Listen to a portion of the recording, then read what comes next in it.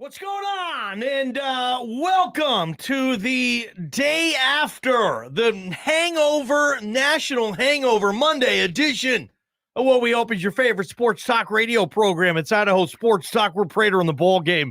Always appreciate you joining us at KTIK Sports Radio, the ticket, AM, FM, online, on your phone, on our YouTube channel. Like, follow, subscribe.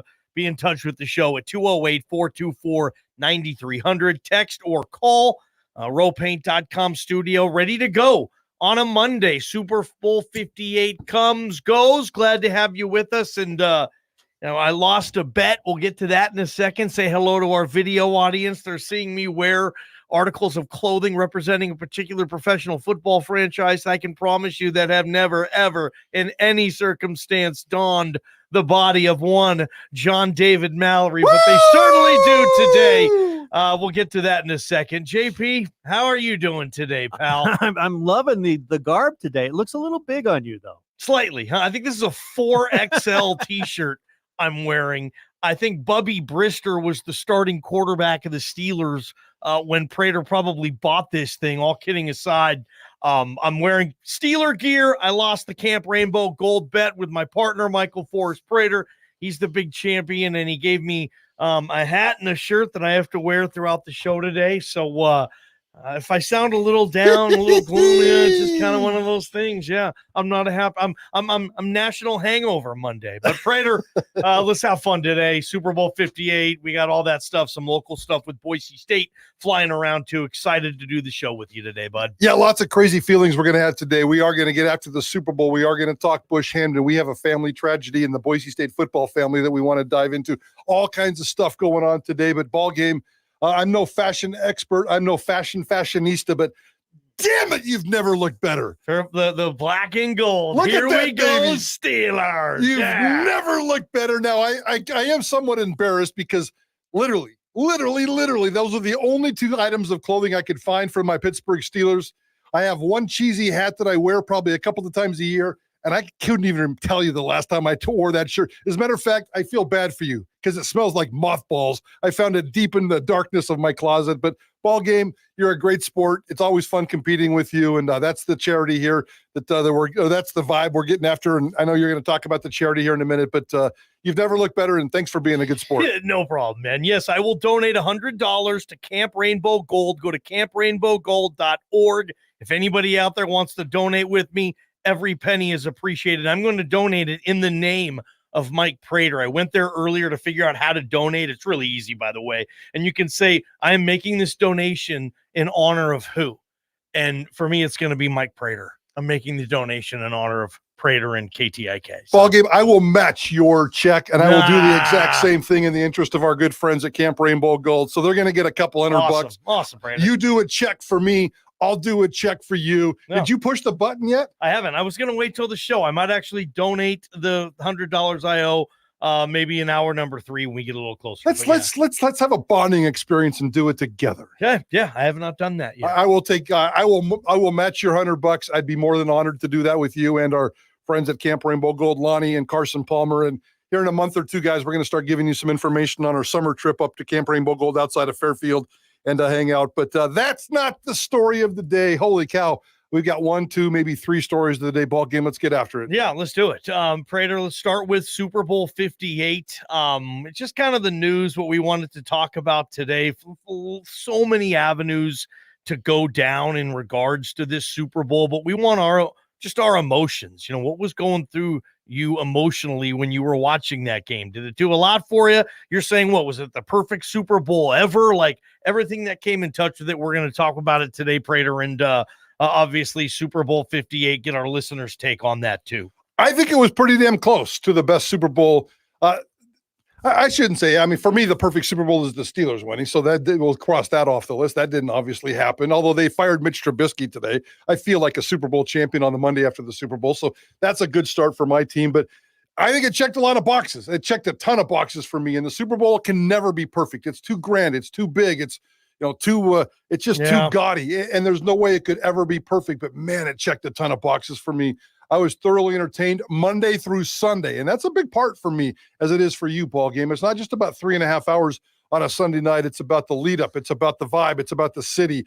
I'm going to talk about Vegas here in a little bit in our winners and losers. I know you got some serious points as well, ball game, but I thought it was pretty close to a great Super Bowl. The commercials could have been a little bit more dynamic. There could have been one great dynamic play, the play that we'll talk about forever. There could have been maybe a few other things here and there. That halftime show didn't do it for me, but I respect it and get it. And it seemed like it got really good reviews. I thought it was pretty damn close to a great Super Bowl. What are your thoughts? 208-424-9300. Like Prater said, pretty darn close to a great Super Bowl. A lot of the food groups represented for what Prater wants for his Super Bowl. What are yours? What matched? What met?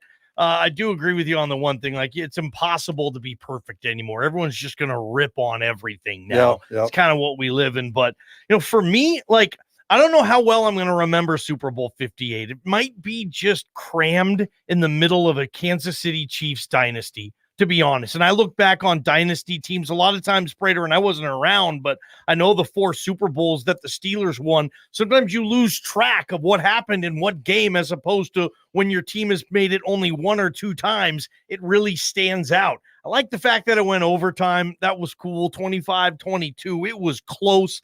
I thought that the 49ers just let the Chiefs hang around just a little too much. They had opportunities, I thought, there. Didn't take advantage of them. I know everybody's talking about whether the decision was right or wrong at overtime. You guys can share those thoughts, other things that went on with the game as well. But, Prater, for me, it was a close game. That's all I wanted. I really didn't care who won, so I did not care that Mahomes. I wasn't upset that Mahomes won. You know me. I didn't really want the Niners to win, but I felt myself, the biggest emotion I had yesterday throughout Super Bowl 58 is I felt sorry. This is so weird, and it speaks to me. It's a bad quality, I guess, Prater, but I felt sorry for San Francisco 49er fans and the Niner organization. And this is an organization and a fan base that I have pretty much despised every step of the way for about the past 15 years, since the Seahawks and Niners started hanging out in the division more often together. And I felt sorry for him yesterday, Prater. And this is 3 Super Bowl losses for the Niners within, I think it's 12 years. They've all lost very, very tough fashion, the previous 2 and then yesterday. And Kyle Shanahan just can't seem to be able to get this done, does everything he can. And I don't know, that I would imagine there's a lot of Niner fans, and you guys can chime in too.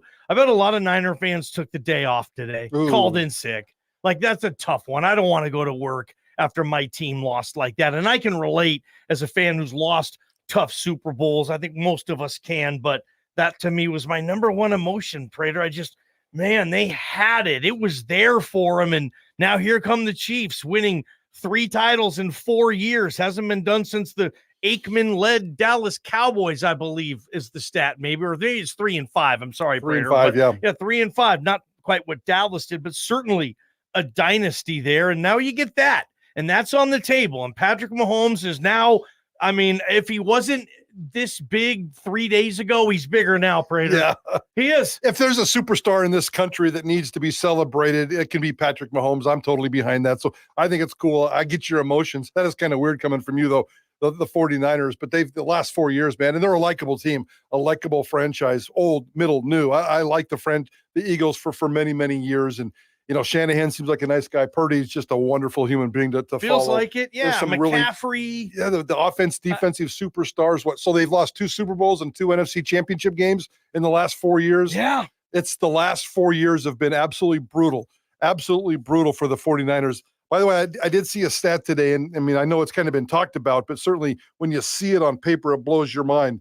Now, Patrick Mahomes has been a starter in this league for 6 seasons.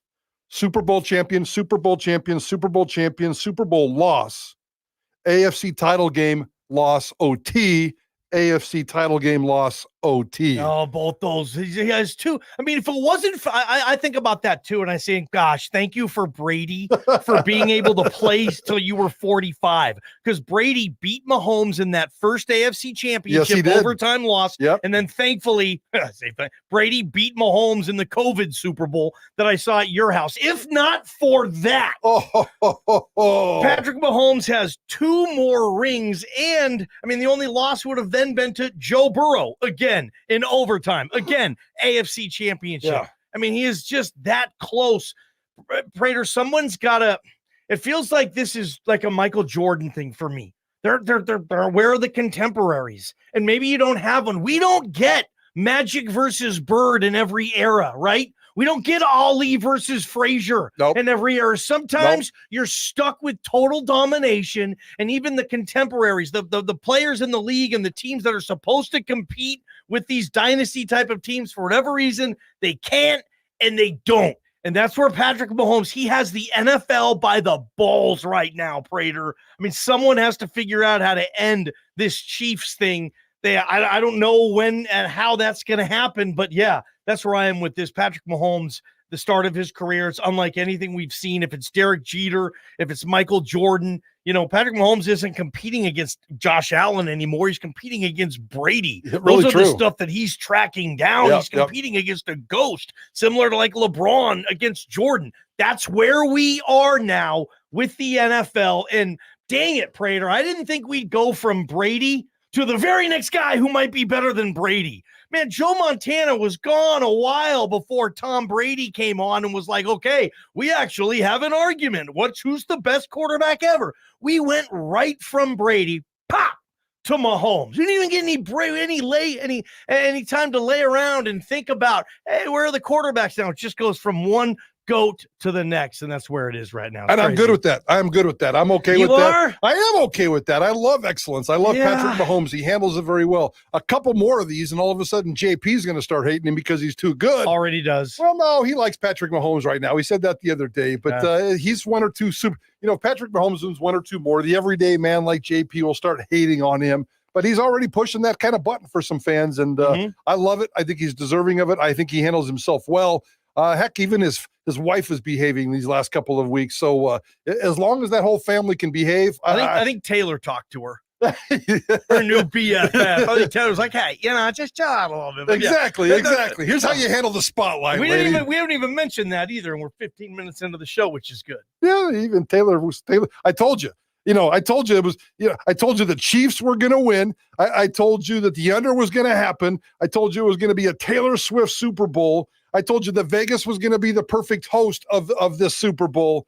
Ballgame, I suck at gambling, but I kind of nailed this Super Bowl, and it worked out perfectly for me, and that's why I think it was the perfect Super Bowl. Close to it as you can possibly get. Man. Yeah, new overtime? And new overtime where we all had to ask one question or the other, whether, you take it on what the strategy part or the rules part. There were so many different people. Obviously, the 49ers today are coming out and saying, we didn't really know the CB or the overtime rules, but their job is to go out and play football. The coaches should know that. I think Shanahan knew exactly what he was doing. Patrick Mahomes was just better. Yeah, he was. What are your thoughts? 208-424-9300. Super Bowl 58 comes. Long off season, Prater. Have you spent any time in depression yet, or since the game ended last night, just knowing that, you don't have an actual football game, Prater? I guess since August, when it's the Hall of Fame game that nobody cares about anyway. That's how long this thing's going to go, huh? I'm okay with that. I told you I embrace the offseason when it comes to football. Today I want to beat up on Bush Hamdan a little bit. We're going to dive into some Boise State football. I got a Knights and a Jazz game tonight. I'm loaded up already, Ballgame. Let's get after it. And let's also don't forget to thank our Big Game Party Patrol fans. That was fun yesterday. Yeah, that's where I wanted to go next, Prater. Our contest, 2 for me, 2 for you, 2 JP, 2 Bob. And we were able to go to your guys' house. I'll take the first one on this, Prater. Shout out to Tony. Appreciate you. I went to your house. You gave us this box of cereal. Never before been to open. You can see it on the camera here. Jake Plummer had a cereal line called Snake's Flakes. Jake's Flakes. What do I call it? Snakes? Same thing. Jake's Flakes. Jake Plummer cereal. He said he always sees our videos and he wants to add to our collection of this whatever assortment we have in the Ropain studio, Prater. So he got us a box of cereal, Jake's Flakes. We got to have Snake sign this next time we have him in. I'm guessing that's really, really old, but I promise you next time I get hungry, I'm not putting a quarter in the vending machine. Prater, I looked. It said Best Buy, October 4th, 2000. So it's 24 years ago. You're not touching this cereal. I guarantee you there's something older in my refrigerator right now. And also I want to shout out Ryan, went to his house too. Big softball coach, Boise Blast, coaching his daughter's team. They're doing really good things in softball, Prater. So Tony and Ryan, appreciate you guys letting me swing by your house and party with you for a while. Who'd you get? Yeah, for me, I had Jeremiah and John, and it was really, really fun and family. So I met significant others. I hung out in some beautiful houses, met a couple of beautiful dogs.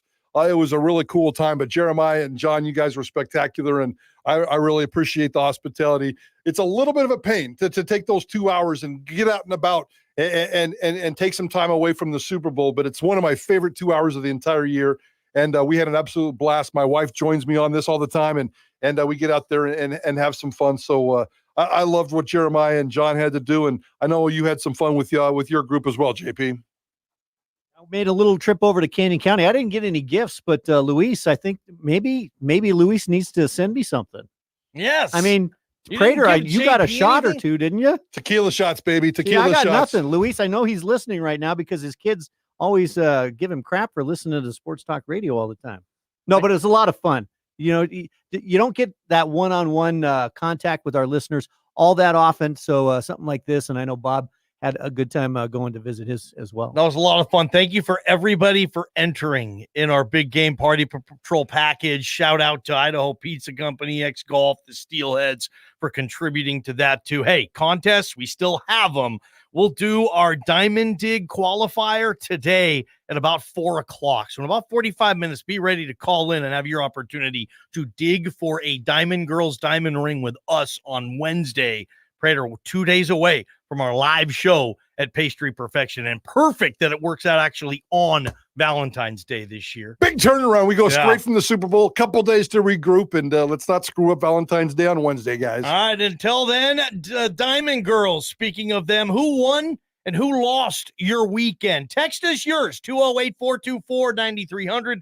We're playing it when we come back on Prater and the Ballgame on Idaho Sports Talk.